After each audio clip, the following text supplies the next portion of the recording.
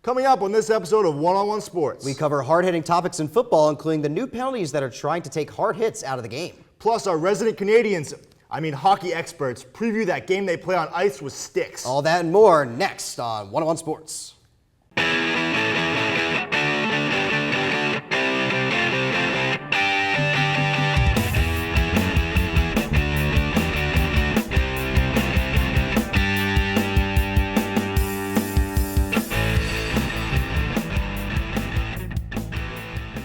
Hello and welcome to another episode of One-on-One Sports. I'm Ryan Ballack. And I'm Jake Soder. Even though sports programs are lining up to pay us next year, we're both still here doing our jobs. Here are your starting five. Last year, there were speculations that Jadeveon Clowney would sit out his final year in college because he already was the #1 prospect for the 2014 NFL Draft. Saturday, Clowney sat out his game against Kentucky due to injury and didn't inform the coaches until he had arrived at the stadium. All this talk about Clowney and the poor game performances really aren't helping his draft stock. What do you think about Jadeveon Clowney's draft stock, Jake? Would you take him with that first overall pick? Well, if I'm a GM, it honestly hurts the draft stock. Maybe not a ton, but at least out of the top five. In my book. If you need a defensive end? If you need a defensive end, then you consider it. But here's my point. Top five? You're taking him out of the top Here's five? my point. This is a guy who is clearly not a gamer, doesn't love the game of football enough to go out there. No, because he doesn't want to play when he's healthy enough to play. The doctors say he's healthy. The team staff says he's healthy enough to play. And he goes to Coach Spurrier and says, I don't want to play against Kentucky. This is a team that has, who cares? This is a team that has a legitimate shot of being in the SEC championship at the end of the year. South Carolina. If you're telling me that this is a guy that's more concerned about his own individual performances. Listen, if you're Jadeveon Clowney, are you more worried about South Carolina, who's maybe has an outside shot at the SEC championship, or your career? You are worried about what the team you are playing on right now. It's about the team and how well you can help. So it affects his draft stock? Because this guy's a talent we've never seen before. Yet. You're not getting paid yet. You'll see when he's football when he's while the best defensive you're on end South in 10 Carolina. Years. You'll see. It's over. The NFL may have settled its concussion lawsuit with former players, but the criticism continues to roll in. According to reports from a new book called League of Denial, the NFL allegedly discredited scientific findings that linked football and brain damage for over 20 years. Ryan, do you believe the NFL hid all this information for that long? I mean, yeah, what else is the NFL going to do? I mean, you want them to come out and say, oh, look how many of our players have been hurt. Look how many people have brain damage. This is so exciting. We love football. They can't do that. And if people are going to complain about safety and all this stuff, they can't keep getting on the NFL's case. The NFL just paid like $800 billion to ex-players for injuries. I mean, gotta give them some slack. The NFL has a history of covering things like this up. Yes, I believe they did it. Are you kidding me? Exactly. What, all of a sudden in 2000s, late 2000 and 2010 era, now people are starting to get concussions from football? No, it's safer now than it ever has been. So I bet that there's more instances from the 60s and 70s and 80s than there are now. So yes, I do believe they covered it up. Absolutely, totally makes sense. Because of the ongoing trend to make the sport safer, both the NFL and NCAA have installed targeting penalties that prohibit defenders from launching themselves at a defenseless receiver's head. Despite being a good idea in theory, refs have been criticized heavily when they throw the flag for targeting. Jake, do you think this penalty is going to remain a part of the game? Well, yeah, unfortunately for fans, I think it will, because we're going in the direction, and we have been for a few years now, of making the game safer. And fans watch football because they want to see hard hits. They want to see people, they want to see football, big grown men laying each other out. And the targeting penalties kind of take away from that. It does make the game safer, no doubt. But from a fan's perspective, it makes the game less exciting, and I think it'll stick around. From a fan's perspective, you can't have the best of both worlds. Again, I mean, if you want to watch the hard hits, you want to see people get injured, then you have to be aware of the player's safety. You have to take into consideration the people you're paying to go play the sport. I mean, these guys have to be healthy in order for them to play. That's just the fact of it. And especially because you don't just institute a rule like this if you're not planning on keeping it however, around. the targeting rule in the NCAA with the ejection that automatically is tacked on with the penalty, I think that's a little ridiculous. It's a little bit excessive because but you can't really find them. In the speed of the game, the way it's played, you can't always stop yourself from running into guys like that. So an ejection, a little out of bounds for me, but I do think it'll stick around. Joe Girardi's contract as manager of the New York Yankees is set to expire on October 31st. And despite talks with the Yanks to keep him in the Bronx, the Chicago Cubs, among other teams, have expressed serious interest in acquiring Girardi. Ryan, should Girardi pack up and go coach the Cubs? It's a great idea for Girardi. I mean, you're from Chicago, you're probably a Cubs fan growing up. You haven't seen the team win ever because they haven't won in over 100 years. So let's go and make a realistic chance to coach the hometown team to I don't think so. The Yankees, coaching the Yankees would qualify as the best job in sports. And you don't leave the best job in sports to coach the worst team maybe in history of sports. The New York Yankees used to be the best job in sports. It now still he's is. not working for George Steinbrenner. It will Brian be Cashman in 5 years, Brian trust me. Cashman has no control over what that team does, who they sign. They come back. It's the I'm Yankees, convinced man. that Girardi will have more of a say in Chicago under Theo Epstein, who's a great general manager, by the way, and who has built up a great farm system So in to New York. lose. The Yankees, right now, zero farm system. Who cares? They buy players. They just open their wallets and pay. And we've seen how many times has that worked, aside from when they did it in 09. How many times does it work for the Cubs? How many times does anything work for the Cubs? Nothing's worked for the Cubs. Farm systems, ever. building Cubs never teams won. from within the farm system is the way to do it nowadays. Yeah. You see it with the Giants, you see it with the Cubs. Cardinals. You might see it with the Cubs if Girardi goes there. I think he should. I think he should.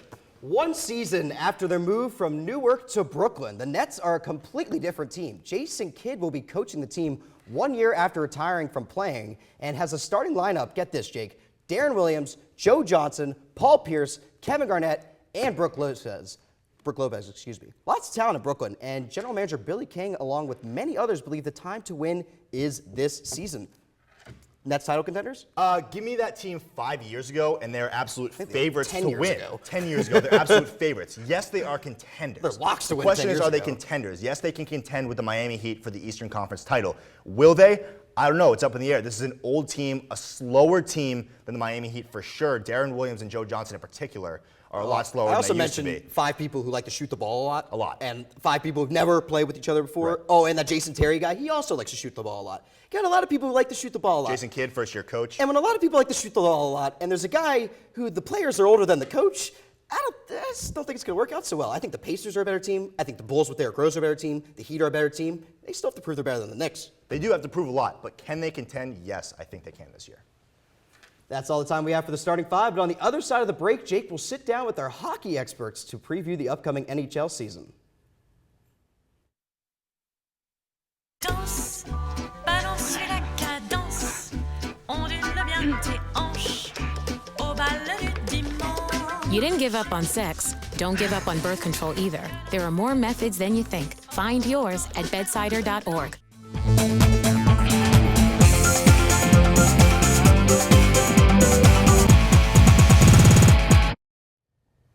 Welcome back to the desk. I'm here with our NHL experts, Christine Williams and Tim Krause, to talk about the sport that those crazy Canadians invented where they skate around on ice with sticks. It's hockey season. All right, let's get into it. We got some rule changes this year in the NHL. Things are going to look a little bit different. We have shallower nets, 10% less pads on the goalies, as well as hybrid icing. Start with you, Tim. Do you like the new rule changes? I like all of the new rule changes. I think they're all going to improve the game. The shallower nets and the smaller goalie pads will add more scoring to hockey, which is something that the casual fans will love to see, and new fans will be into the game.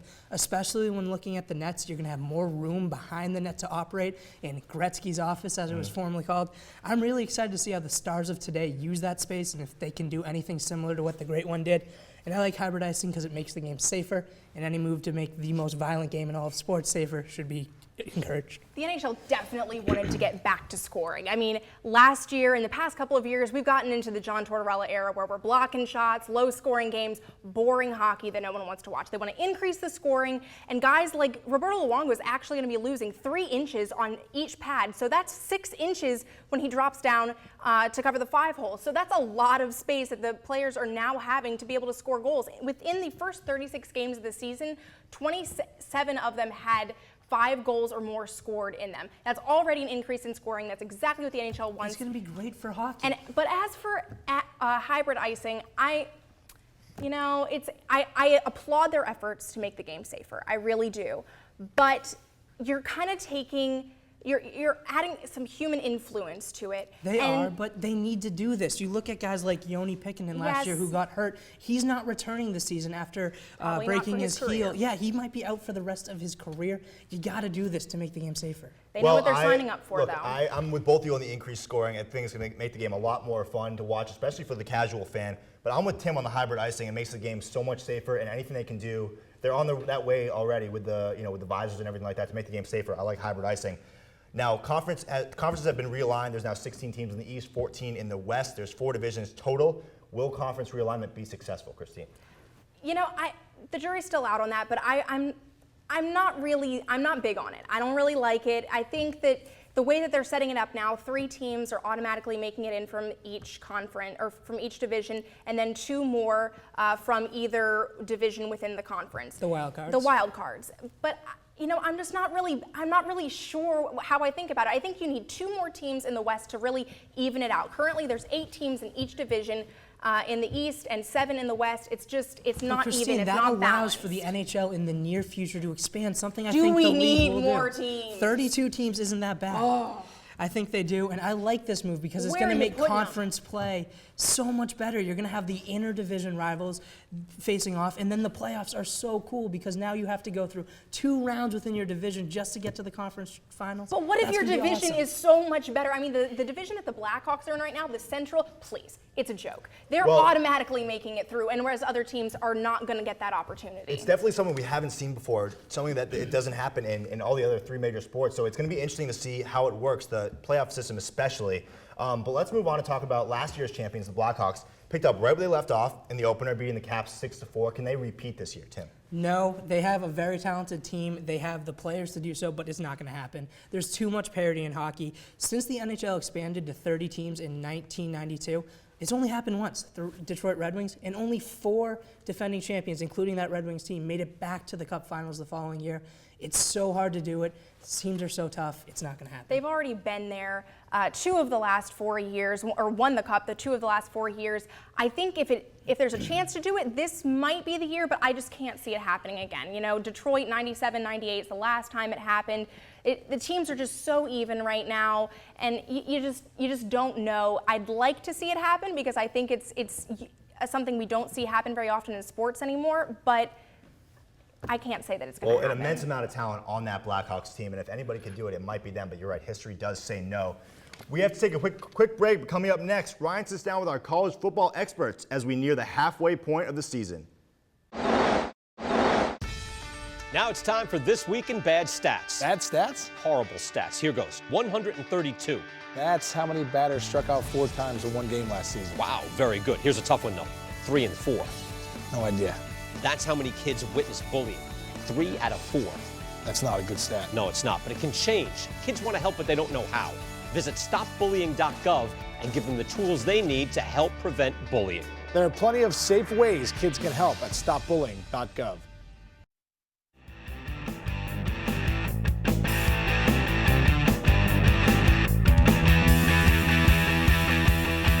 Welcome back to 101 Sports, where I'm now joined by Julian Council and Preston Willett to break down some college football. Guys, let's start off at the ACC. Jameis Winston and Florida State put on a show against Maryland on Saturday. Are they legit?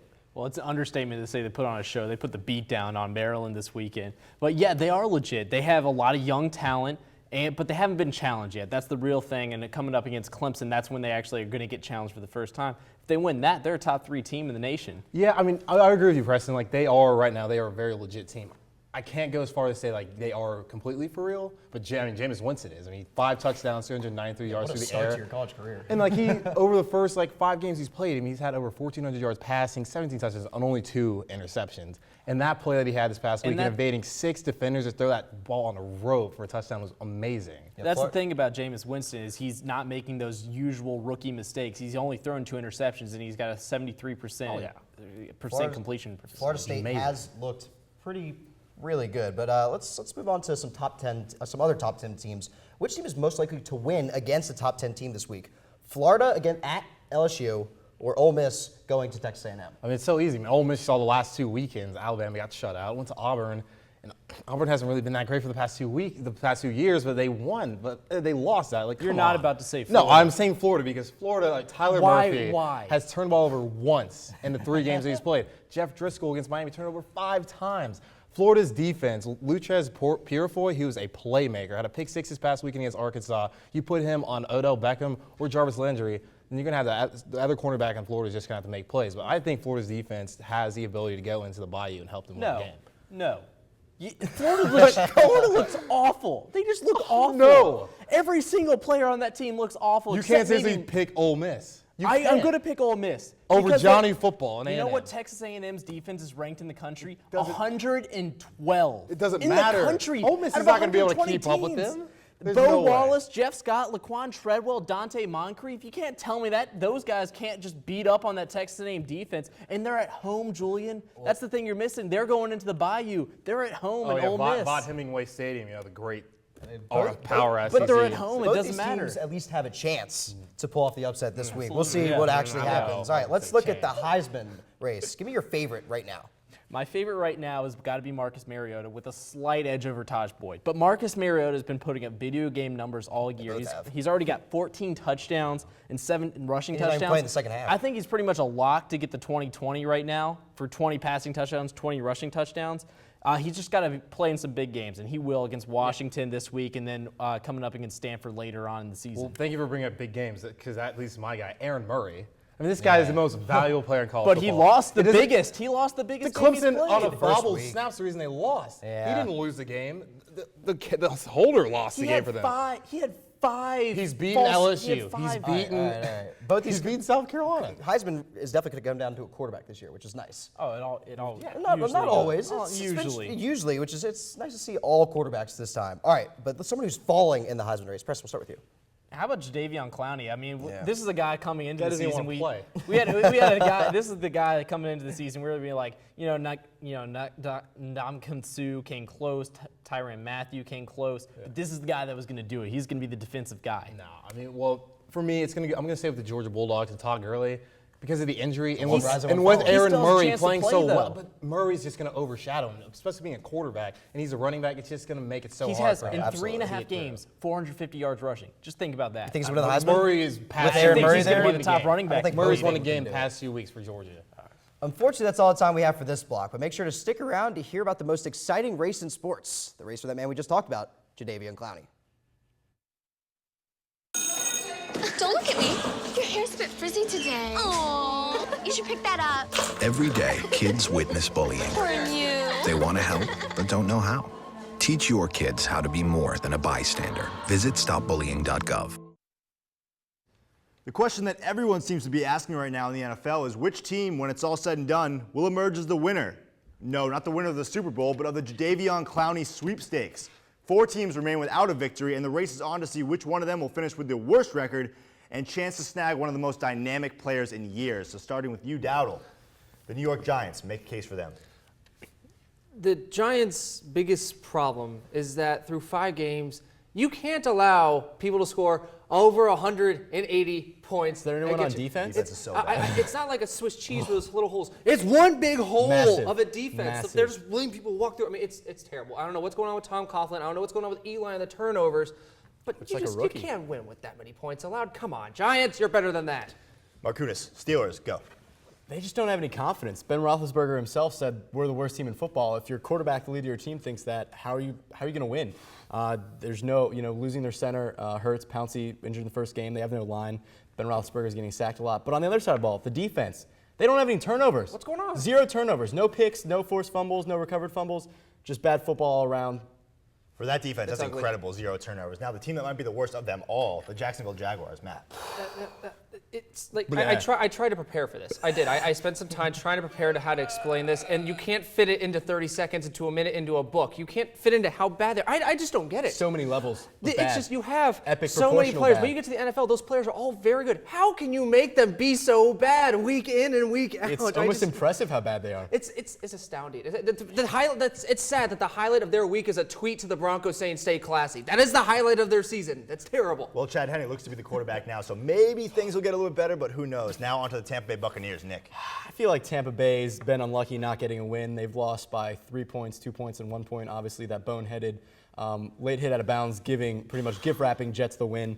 So but it's just the drama. So the whole thing surrounding Josh Freeman, sleeping in for a team picture. It's just, it feels like the coach Shiano's kind of lost the locker room a little bit. So, but I feel like they can definitely get a win. I don't think, Tampa Bay has just really been unlucky for me. Well, all 4 teams excruciatingly bad, but when it's all said and done, who gets that number 1 pick? I mean, I think we all understand that it's the gonna be the Jaguars. Jaguars? It's Yeah. the Jaguars. You can't not pick the Jaguars. I could give you reasons upon reasons. It's like There's too many. They're cooking up a recipe for disaster, and they've mastered it. It's awful. Well, hard-pressed am I to find one game on that schedule where they have even a chance No. to We win. were So looking at it, maybe Arizona. That's about all we can come up with. Maybe a dogfight. 0-16 looking possible. 1-15 maybe. But coming up next, we dive into Elon Sports for the first time on this show. We'll throw on a full block, and as our experts examine what the immediate future has in store for the Phoenix. Don't go anywhere.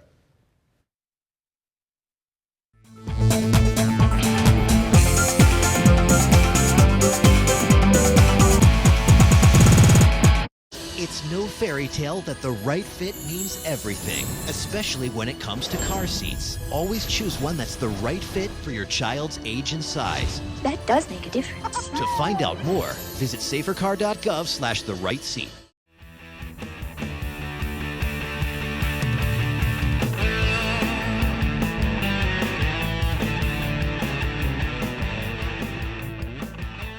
Welcome to the 101 Sports Lounge. We were going to talk some Elon Phoenix athletics, and I'm joined by none other than Matt Krause, George Adams, and Justin Beagle to cover around the campus. So, guys, let's start on the football field. What should the Phoenix do with Coach Jason Swepson? Justin, this is an obvious decision. You got to can him right here, right now. The team is 2-4. They have no morale whatsoever. He cannot lead his football team. His own players don't like playing for him. Cut him now. I mean, 2-4. It's not. They're not done mathematically yet. No. But he needs to be gone. You don't need to cut him now. Yeah. This is a team that has a chance in an open Southern Conference. Sure, they may not win the league this year, but they have a chance to get some victories down the stretch. This just was not a good match for the university from the get-go. Swepson was a running backs coach. He had never been a coordinator. It was a big step to go from position coach to head coach. That's true. And what Elon has to remember, too, is Pete Lembo, who was here before, was quite the success. And really, yes, Lembo to Swepson was quite the drop-off. And yes, Swepson was did not pan out as well as they should have. But still, I mean, you got to give him somewhat of a chance. I agree, though. A chance? He's had 3 seasons to have a chance. What I'm saying is, you don't build any sort of morale on a team by letting go of a coach in the middle of the season, especially at the FCS. Yeah, middle of the season is not the way to do it. But you said they're not mathematically out, but they don't want to play for him. Hire somebody or promote somebody within the organization who they can play for. 5 conference wins, I believe we said, in his 3-year tenure. Yeah. Something's got to change. He's got to improve, or there will be changes to be made. I think the end of this year we'll see that change. And next year's a new era. Yeah, in going into CAA. Absolutely. But a team that is having success is the men's soccer team. Are they becoming a national powerhouse, George? Guys, the Elon soccer team's having a really successful year this year, but they're not national powerhouse yet. They just aren't. The last year, I should say 2 years ago when they won the SoCon, they did it rather unexpectedly. Last year they won the regular season and won the SoCon title. This year, they've done fairly well after, they expected some drop-off with Gabe Latigue and well, that's the problem, though. Chris I haven't Thomas seen leaving. a single drop-off at all. I mean, guys have stepped up. But to be a national powerhouse, you have to continue it year in, year out. I'm not saying they aren't going to be. I just need to see another year or two, plus an NCAA tournament win or two. Absolutely. The SoCon is a nice league, but it's no ACC. It's no major conference. Exactly. That if you win it, you're automatically a national power. This team has gone and lost to a Big South team, Coastal Carolina, in the NCAA tournament back-to-back years. Yeah. Are they a good team? Are they a league powerhouse? Absolutely. Yeah. Are they a national powerhouse? No. I mean, the thing is, though, you have to start small. I mean, like you said, the SoCon is a very nice conference to, It's a work in progress. Yeah, it's a work in progress. But, I mean, we're going for a 3-peat this year in the SoCon tournament. That says something. We're nationally ranked. We're number 21 right now. Actually, 16. 16. Just We came moved out up. today. News to me. See, yeah, I mean, that proves that we're a national powerhouse. But I think I will give you credit where credit is due. We need to beat somebody like an ACC team or a Big South team, somebody to kind of put us over the hump. But I still think we're there. They certainly can get there. I just need to see another year or two. And one of the big things about the CAA move, CAA is a great men's soccer conference, so I think this will definitely be an upgrade for the men's soccer team. The men's soccer team definitely moving in the right direction. Another team moving in the right directions is the men's basketball team. Let's play a little over-under. 22 wins this season. Matt. I'm going to go under, and here's why. Matt Matheny has assembled one of the most challenging non-conference slates in Elon basketball history. Look at this schedule. In the past, they've played one, maybe two of that BCS level schools. This year, they get Duke, they get Colorado, and they get Georgetown and Rutgers. That's 4. So, and then you've also got some solid teams in UMass out of conference. You get Charlotte out of conference. And Columbia's not that bad. yeah, Elon can win these games, but it's very, very tough to run the table in the SoCon as well. Yeah. And I'll give you that. Like, yes, it is a very difficult non-conference, but I'm still saying over at 23 wins. Optimistic. I like it.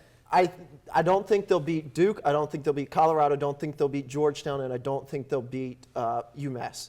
I think they get 2 out of 4 wins in the preseason NIT, and in the SoCon play, I think they will be favored in every game except for 2, and that's at Western and at Davidson. So if they can go 2 losses in the SoCon play, then that puts them at 23 wins. So I'm giving George, them, I like where you're coming from. I mean, my heart says yes, my gut says no. I'm going to have to go with Kraus. I'm going to say 21 maybe, like we've all said. The non-conference schedule is just way too difficult. Western and, I mean, Davidson, I still think are going to be a little bit of a struggle for us. I mean, will we get there? Maybe, but it's just hard for me to I'm going predict to go right with now. 20 just because I don't see, as I said, running the table in the Southern Conference. Probably around 13-3, 14-2 in the league. But Davidson has dropped off. Charleston's no longer in conference. That's true. Elon's definitely going to be the favorite in the SoCon. Elon still has not proved themselves that elite Southern Conference team. So I think Elon, this year, I think under last 22. Last year, Elon lost to maybe Wofford they're on in the right road. direction. You never know when don't you're get going me to get wrong, one of these fluky they games. definitely Chat can on the road, too. pull trap games and whatnot. But I'm being optimistic. Well, So. we will definitely have to take a closer look at all 3 of those teams throughout the season. But we have to take one last break. But don't go anywhere because you won't believe the names some of the athletes Jake and I are about to talk about. Stay tuned.